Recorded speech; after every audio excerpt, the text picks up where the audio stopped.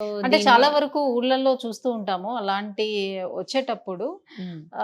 Like కొన్ని రకాల medicines తీసుకుంటుంటారు. Ayurveda అవును. మెడిసిన్స్ అని కొన్ని లేదు ఏదో అంటే కొన్ని గింజలు లీవ్స్ అప్లై అని చేస్తూ ఉంటారు. అవును. అలాంటివి తీసుకొని పెడుతూ ఉంటారు. సో, తిరిగి మళ్ళీ రావటానికి ఛాన్స్ ఉంటుందా? లేకపోతే ఎక్కువగా అవ్వకుండా ఉంటుందని. హ్మ్. అది ఎంతవరకు అసలు వర్కౌట్ అవుతుంది అంటే అసలు? మీరన్నట్టు ఏదో నేపాలీ గింజ అని ఆ! అప్లై చేస్తూ హ్మ్. ఉంటారు దాని మీద. సో, అది అప్లై చేస్తే ఏమవుద్దంటే స్కిన్ ఇరిటేట్ అయిపోతది. హ్మ్. ఇరిటేట్ అయ్యి చాలా పస్ లీజన్స్ అక్కడ స్కిన్ అంతా డ్యామేజ్ అవ్వడం అట్లా జరిగి దాని తర్వాత హెయిర్ వస్తుందనేది వాళ్ళ నమ్మకం. హ్మ్.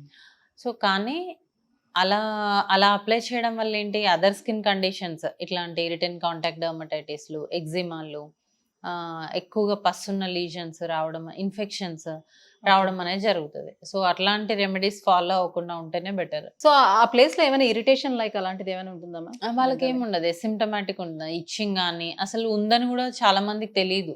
ఓకే. వాళ్ళు సెలూన్‌కెళ్ళి హెయిర్ కట్ చేస్తున్నప్పుడు హ్మ్. వాళ్ళు చెప్తే తప్ప హ్మ్. వీళ్ళు సెల్ఫ్‌గా నోటీస్ చేసుకోవడం అనేది ఉండదు.